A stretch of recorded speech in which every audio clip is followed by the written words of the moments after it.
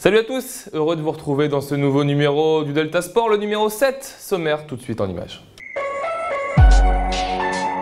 Et au sommaire de l'émission, l'événement du week-end, c'est les boucles de l'A et la 17e édition. Vous verrez que le record du 10 km a été pulvérisé. En basket, le BCM affrontait Dijon à Sportica pour le compte de la 3e journée de Pro A. On parlera de football dans l'émission avec tout d'abord le CFA2. Gravelines recevait Le Havre au stade des Huttes.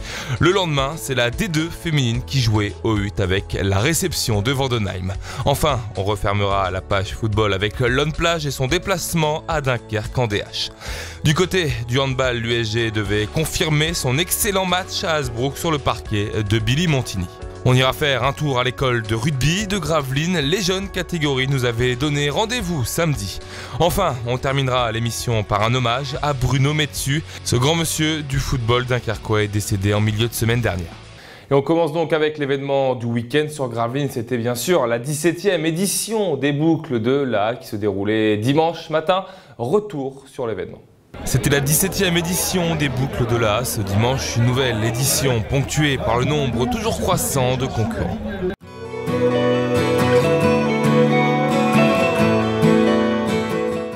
Ils étaient 650 à se précipiter sur la ligne de départ pour participer à l'épreuve reine des boucles, le 10 km.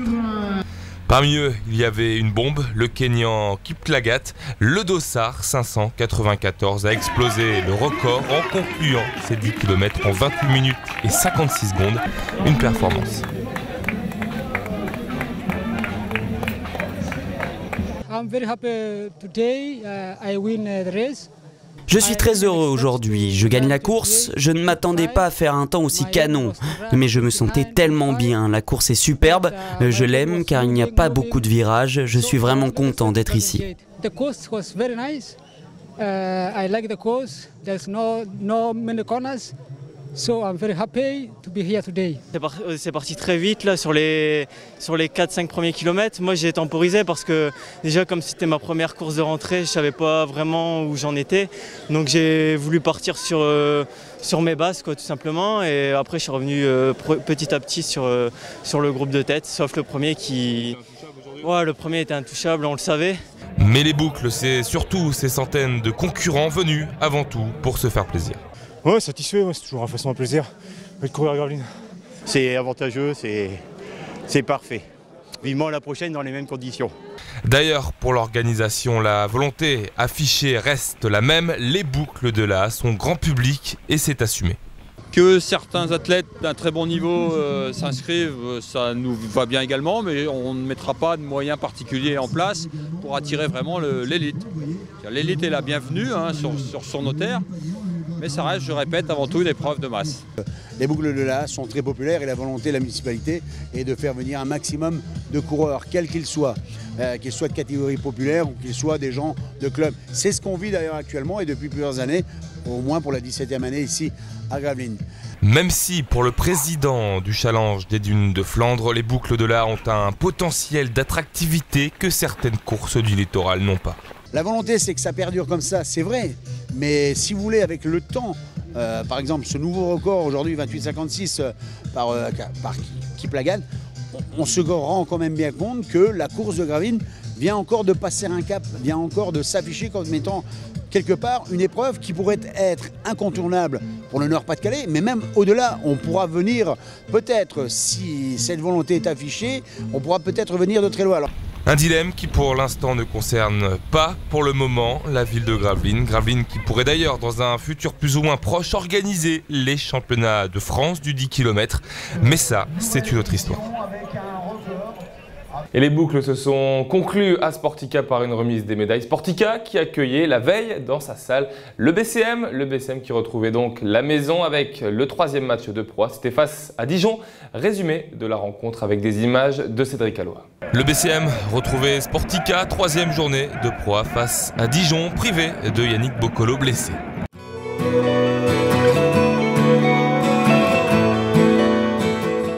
Les Maritimes sont tombés dans le piège dijonnais et s'inclinent pour la première fois de la saison à domicile. 13 ans que Dijon ne l'avait pas emporté à Sportica. 13 ans de disette. C'est le genre de statistique que je regarde pas trop. Tant mieux, peut-être au moment le plus improbable. Ce n'est que nous, on avait quand même bien travaillé sur le jeu de Gravelines. On a voulu faire un match de traînard, on n'a pas voulu courir de trop, on n'a pas voulu jouer en première intention, on a voulu être patient. Et le plan de Jean-Louis Borg a marché à la perfection pour stopper la vitesse gravinoise. Solo Diabaté peut en témoigner, il n'aura jamais pu donner de la rapidité au jeu gravinois, englué dans la défense dijonnaise. Je peux pas expliquer, voilà, on n'a pas très bien joué ce soir. Sans surprise, le match est défensif. Les deux équipes sont au coude à coude grâce à leurs intérieurs, Prénom et Harris d'un côté, Marcus Lewis de l'autre pour le BCM. Avec ses 22 points, l'Américain s'est entendu à merveille avec les 14 passes décisives de Solo Diabaté. Le match, lui, bascule au cœur du troisième quart-temps. Cyril Akpomeda puis Juby Johnson viennent de planter à 3 points, 41 partout. C'est le tournant du match. On ne prend pas le feu comme ça nous arrivait quelques fois, quelques années précédentes, où en espace de 3 minutes, Gravelines arrivait très vite à faire la différence. Et ils ont senti que ça pouvait leur échapper, quoi. Voilà, alors après, vous savez très bien quand la tête elle va pas bien, les jambes ça suit pas derrière. Car si les Dijonnais continuent à faire déjouer l'attaque maritime de son côté, le BCM, lui, est un peu plus lâche. On ne doit pas permettre à l'adversaire d'avoir autant de tirs pas totalement contestés. En tout cas, pas dans les règles qu'on avait établies. Donc on s'en veut là-dessus, très clairement. Et je pense que sur les 65, il y en a certainement une quinzaine dont sur lesquels on est vraiment fautif. Mais on n'est pas content de ce qu'on a fait défensivement, même dans ce petit score. On doit faire beaucoup mieux. Dijon s'est sauvé à la marque et s'en va donc s'imposer 57-65. Deuxième défaite en 3 matchs pour le BCM. Il y avait bien longtemps que les Maritimes n'avaient pas eu un bilan négatif en Pro 1. Et défaite donc pour les Maritimes, on voit tout de suite en tableau, en résultats et classement, les autres résultats de cette 3e journée pour vous dire que Cholet bat Le Havre 80-68. Le BCM, donc on l'a vu en image, est défait à domicile face à Dijon 57-65. Limoges bat Roanne 73-56. Chalon bat Le Mans 89-77. Nanterre se défait de Paris dans le derby 85-94. Enfin Strasbourg en met une bonne à Antibes 50-69. Ce soir, lundi, l'Asvel reçoit Orléans et demain, mardi, Pau jouera face à Nancy. Au classement, on a 3 équipes invaincues pour l'instant, Nanterre, Cholet, Orléans. Le BCM, lui, est 12e avec 34% de victoires, une victoire, 2 défaites. Donc les derniers qui n'ont toujours pas gagné cette saison en championnat, c'est Nancy, l'Asvel, Paris et Antibes. Un dernier mot du BCM pour vous dire qu'ils retrouveront la Coupe d'Europe à domicile. Ce sera mercredi soir face aux Allemands du Télécom de Bonn. Dernier mot également de basket en N2. L'UBGS de son côté l'a emporté face à Tourcoing. Une victoire 81-73. Du coup, l'UBGS en est à 3 victoires pour 2 défaites. Vous le voyez à l'écran, on va tout de suite parler de football et de CFA2. L'USG recevait samedi soir au Stade des Huttes la réserve du Havre. Résumé de la rencontre. L'USG retrouvait les Huttes et la CFA2 ce samedi avec la réception du Havre. L'occasion de prendre des points.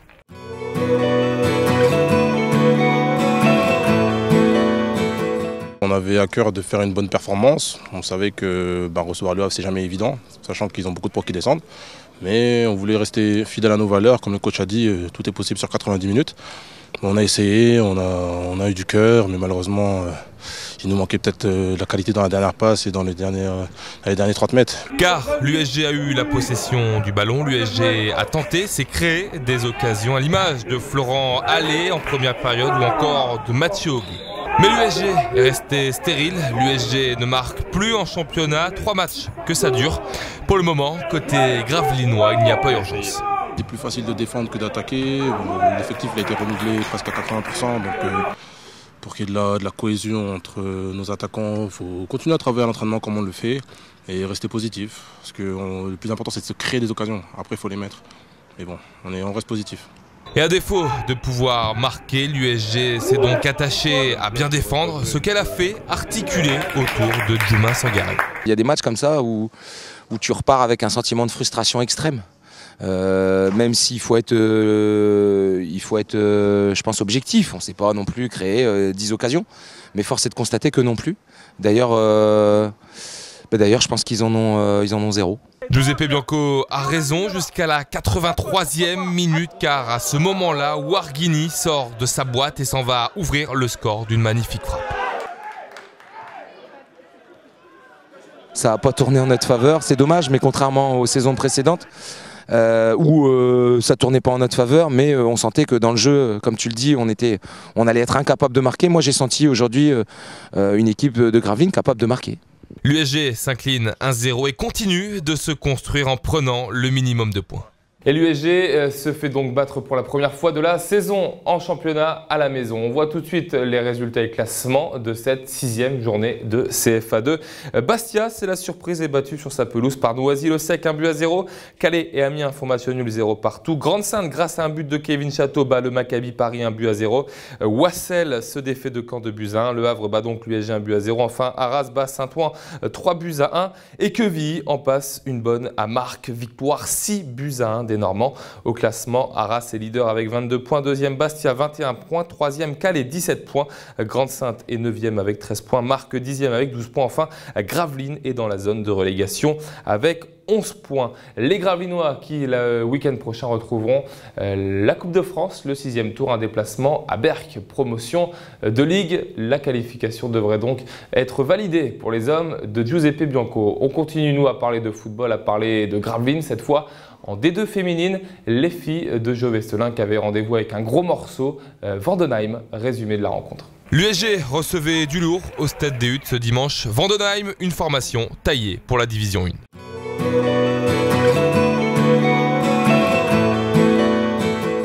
La rencontre a d'abord débuté par un hommage à Séverine Fauvarc, ancienne gardienne de l'USG, décédée subitement en début de semaine.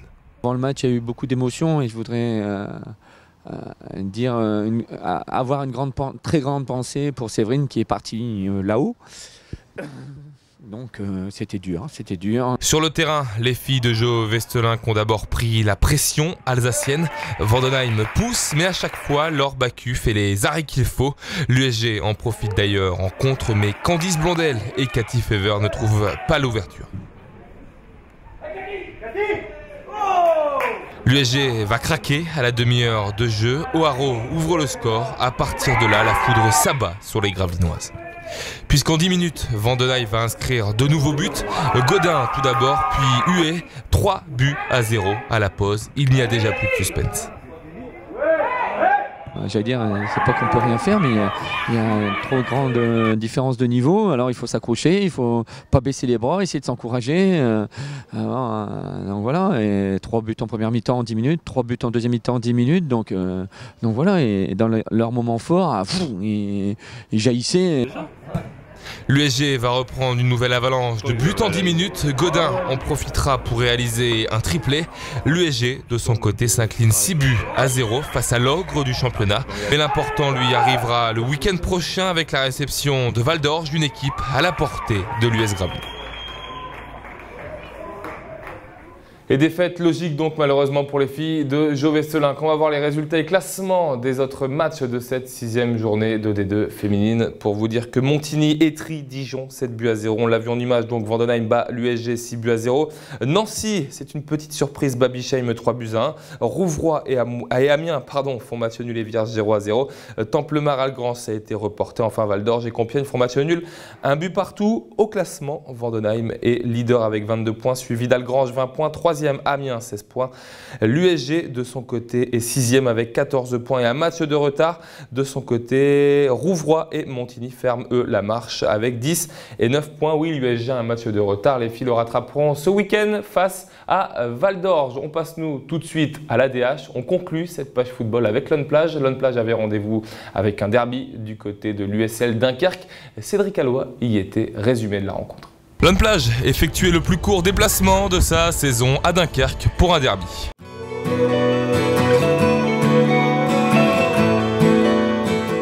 Lone Plage pourra regretter longtemps sa fin de match après une faute sur Terrier où Gianni ne se fait pas prier et permet à l'USLD de l'emporter dans les toutes dernières minutes. Cruel pour les Launois. On méritait pas de perdre aujourd'hui. Les garçons ont fait un grand match. On a eu plus d'occasions que Dunkerque, notamment en première mi-temps. Une défaite amère parce que je pense qu'on méritait nettement mieux. Car avant ça, Lone Plage aura eu les occasions d'ouvrir le score en première période. Il faut tout d'abord un sauvetage de côté sur la ligne sur cette frappe de David Lambert. La tête de Johan Leclerc, elle, vient s'écraser sur la barre transversale. Leclerc, encore lui, est tout proche une nouvelle fois de marquer quelques instants plus tard. Les Launois seront quand même récompensés au retour des vestiaires. Seul au point de pénalty, David Lambert ouvre enfin le score pour Lone Plage. On ouvre la marque en début de deuxième période et après on ne sait pas pourquoi on recule et face à des joueurs comme ça, ça pardonne pas. Lone Plage se fait punir à la 67e minute par Côté qui égalise d'une frappe de loin, un but partout. Les Launois penseront même doubler la mise en fin de match, mais Auchard est signalé en position de hors-jeu sur le but de Kevin Lapouge. La suite, on la connaît, Lone s'incline 2-1 et peut s'en mordre les doigts. Et défaite cruelle donc malheureusement pour les hommes de Fabrice Bourré dans ce derby qui aurait mérité largement mieux. On va voir les autres résultats de cette 6e journée de DH. Saint-Omer bat Cambrai 2-0. La réserve de Boulogne est battue sur sa pelouse par le Touquet 2-0. Béthune va battre Maubeuge 1-0. Saint-Amand bat Vermel 2-0. Dunkerque donc se défait de Lone Plage 2-1. Enfin Tourcoing bat le Portel 1-0. Le match entre Marquette et Avion a été reporté car Marquette rattrapait lui son match de Coupe de France qu'il a gagné d'ailleurs au pénalty face à Malo. Au classement de cette DH, c'est Tourcoing qui mène la danse avec 22 points. Saint-Omer est second avec 20 points, suivi de Béthune, 3e toujours avec 20 points. Lone Plage de son côté, 9e avec 11 points. Avion et Vermel ferment la marche avec 9 et 8 points. Fini le football, donc place au handball. L'USG devait confirmer son très bon match du côté de Hasbrook. Pour ça, les hommes de David Darras avaient rendez-vous avec un autre promu, Billy Montigny, les deux frères ennemis. Les images sont signées Bernard Duda, le commentaire c'est Michel Biard. Après Hasbrook, la semaine dernière, c'est un autre déplacement qui attendait l'USG direction les Mines, chez les carabiniers de Billy Montigny.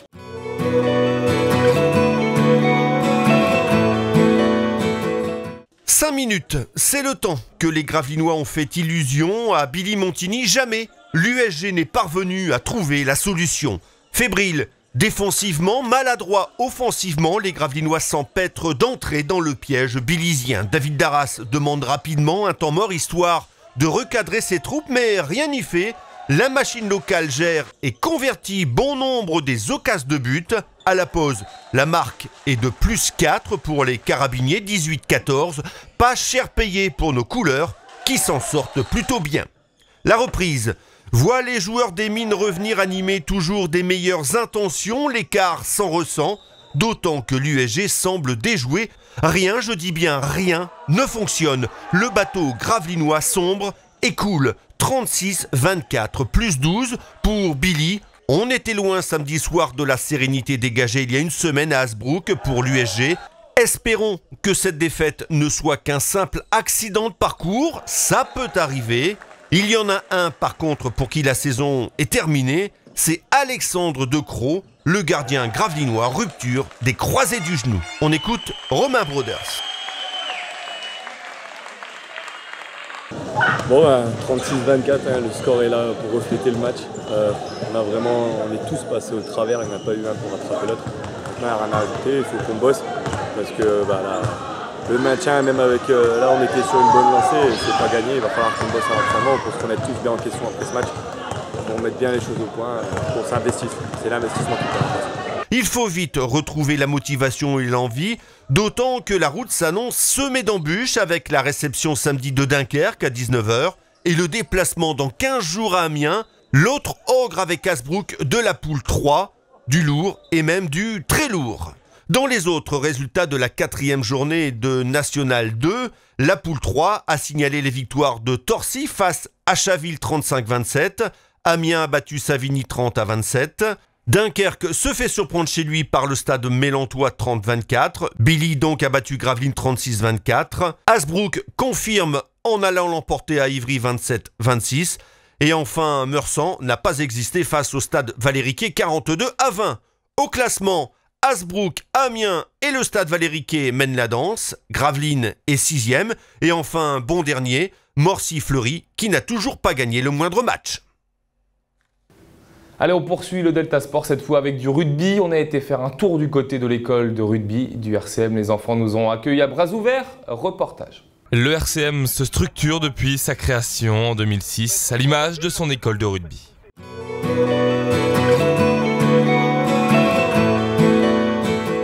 Un samedi comme les autres pour les enfants de l'école de rugby. Ils sont déjà sur le terrain malgré le temps digne d'un match de rugby écossais.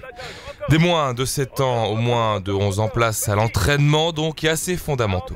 C'est pas forcément de créer une équipe de haut niveau, c'est plus découverte du rugby, faire en sorte que tous les gamins puissent pratiquer le sport, aimer ce sport et le pratiquer dans des bonnes conditions. Les sourires sont d'ailleurs de rigueur. Sur une partie du terrain, les plus jeunes apprennent tout d'abord à plaquer. C'est bien, mais par contre, faut pas le lâcher. Tu l'accompagnes au tambour. D'accord ? Allez, on inverse. Avant de commencer à mettre en place des actions de jeu. Eux sont au début du processus de formation et devraient imiter ceux passés par là avant eux. Donc on commence vraiment à avoir un effectif qui s'étoffe, avec des gamins qui restent d'année en année, donc on voit qu'il y a une certaine continuité. Et donc je pense que le fait de tous les faire jouer, qui viennent pour s'amuser, pour apprendre le rugby, ça doit jouer aussi beaucoup dans le fait que tout le monde reste d'année en année. Aujourd'hui, le RCM a donc 5 équipes, dont 2 en moins de 13 et en moins de 15, qui pratiquent la compétition. On les y prépare ici, en moins de 13. Jean-Marie n'hésite pas à en demander plus à ses joueurs. Allez, tenez-moi, 9, 10, 12, 12, viens à percussion, c'est bien. Le RCM prend forme et devient désormais attractif avec son école de rugby. Là, cette saison, on a une grosse augmentation dans les effectifs. Depuis septembre, on a une trentaine de nouveaux gamins qui se sont inscrits.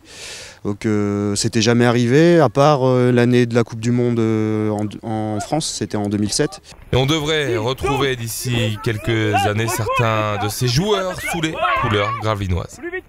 Et les seniors du RCM, eux, se sont inclinés pour la 5e journée de 2e et 3e série, une défaite à domicile face à Fourmi sur le score de 5-35. On finit cette émission par un hommage. On a déjà rendu un hommage dans la partie foot féminin à Séverine Fauvarc. Cette fois, c'est Bruno Metsu qui est mis à l'honneur. Bruno Metsu, vous le savez, nous a quittés en milieu de semaine. La ville de Dunkerque lui a rendu hommage vendredi. Nos confrères d'Opal TV y étaient. Vendredi matin à Dunkerque, un hommage a été rendu à Bruno Metsu, décédé dans la nuit de lundi à mardi dernier. Sa famille, ses amis et le monde du football se sont retrouvés au Stade de Flandre pour saluer une dernière fois l'ancien joueur dunkerquois, l'ancien entraîneur sénégalais. Chacun a eu envie de se rappeler des moments de partage avec Bruno Metsu. L'émotion était alors très forte. Il me disait souvent, les gens qui ne... Tu sais Alex, les gens qui ne rient jamais ne sont pas des gens sérieux. Il aimait la vie, il aimait sourire, il aimait même la dérision, il plaisantait souvent, c'était le roi de la pirouette, à part que celle-ci, elle ne nous a pas fait trop sourire, la dernière qu'il a faite. Mais c'était un mec, c'était un homme formidable. Il s'agit d'un homme de cœur, d'un homme qui a donné au Sénégal ses lettres de noblesse, d'un homme qui a fait pour le Sénégal plus que bien des Sénégalais, et surtout je dirais aussi d'un entraîneur qui au-delà je dirais d'un aspect parfois bohémien comme je l'ai dit, est quelqu'un d'une grande rigueur, d'une grande intransigeance et surtout qui a obtenu des résultats qui ont validé toute son action de technicien. On dit que les Sénégalais sont les lions de la Teranga, parce que Teranga ça veut dire l'accueil. Lui c'était un lion Teranga, c'est-à-dire que c'était un lion, un guerrier, il l'a montré dans cette dernière année et demie. Et puis Teranga ça veut dire la bienvenue, et quand on était à chez Bruno, à Sali ou à Dubaï ou à Doha, où on l'a souvent retrouvé, Eva et moi, c'était une incroyable générosité, un incroyable bonheur de vivre, un formidable sourire, un regard bleu exceptionnel, d'une grande pureté, d'une grande clarté, c'est tout ça, c'est un faux dilettante Bruno. La dépouille de Bruno Metsu s'est ensuite envolée vers le Sénégal, où l'ancien entraîneur des Lions de la Teranga aura des funérailles nationales ce mardi et reposera ensuite sur la terre des lions. Car comme le dit le proverbe africain, un lion ne meurt jamais, il dort. Et c'est là-dessus qu'on conclut cette émission pour ce soir. Le sport revient dès jeudi soir sur Delta TV avec le Delta Sport Agenda de Michel Viard. L'invité de la semaine, ce sera Christian Devos, le président du club. Bonne soirée à tous. Salut.